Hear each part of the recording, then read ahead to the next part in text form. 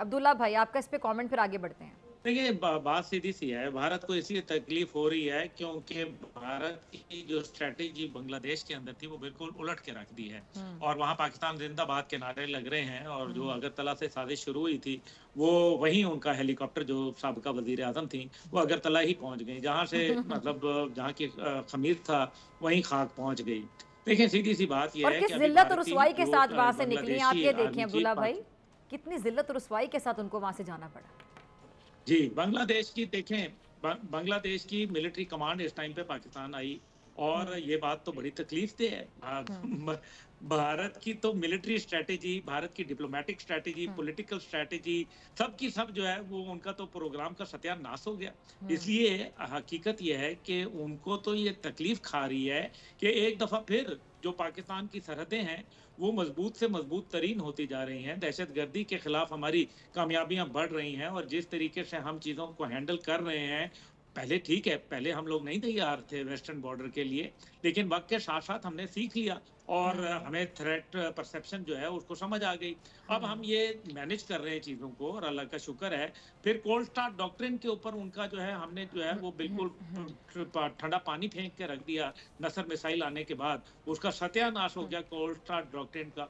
उन्होंने S-400 क्या लिए कि उनके दिमाग खराब हो गए कि जी हमने पता नहीं S-400 ले लिए। अल्लाह के शुक्र है 4.5 जनरेशन वॉरफेयर के अंदर हमारे पास एयर सुपीरियरिटी आ गई, हमारे पास मिसाइल टेक्नोलॉजी है, शाहीन 3 जैसे हमारे पास अल्हम्दुलिल्लाह इंडिजिनस टेक्नोलॉजी मौजूद है। ये तो वो तमाम बातें हैं जो भारत को बड़ी तकलीफ दे रही हैं और भारत अपनी जो नाकामियां हैं वो पाकिस्तान के ऊपर जो है वो इल्जामात के जरिए उन नाकामियों का जो है वो किसी तरह से छुपाना चाहता है। दूसरी बात इसके अंदर यह है कि इंटरनेशनली वो रोना रो रहा है, ये उनका पुराना तरीकाकार रहा है। और जो कश्मीर के अंदर हकीकत यह है कि कश्मीर के अंदर उनकी फौज नहीं ठहर सकती, किसी सूरत नहीं रुकेगी, क्योंकि कश्मीरी अवाम ने अभी जो इलेक्शन के अंदर इनको जो है वो मुंह की खानी पड़ी है, जो तकरीबन बीजेपी को मेरे ख्याल में एक ऐसी शिकस्त थी जिसके ऊपर बीजेपी को अभी तक समझ नहीं आई कि उनके साथ हो क्या गया। जो उनका नारा था वो ये था कि गड्डी चले पुंछ ते राजौड़ी, यानी कि आज़ाद कश्मीर से चले राजौड़ी तक। तो फिर इसका मतलब तो ये है कि वो तो पाकिस्तान के साथ अच्छे ताल्लुकात के ख्वाहां हैं।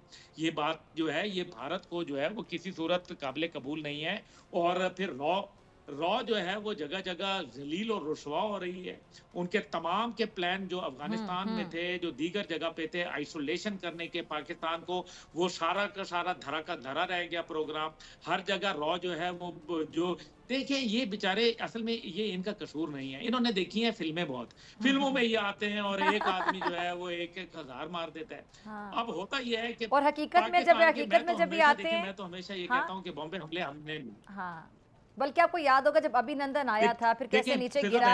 अब्दुल्ला भाई एक मिनट ठहरे, वो याद है फिल्में बनाते हैं कि तारे जमीन पर, हकीकत में होता है कि तारे जमीन पे ठा करके गिर जाते हैं। सब्सक्राइब करें और बेल दबाएं ताकि कोई खबर रह न जाए।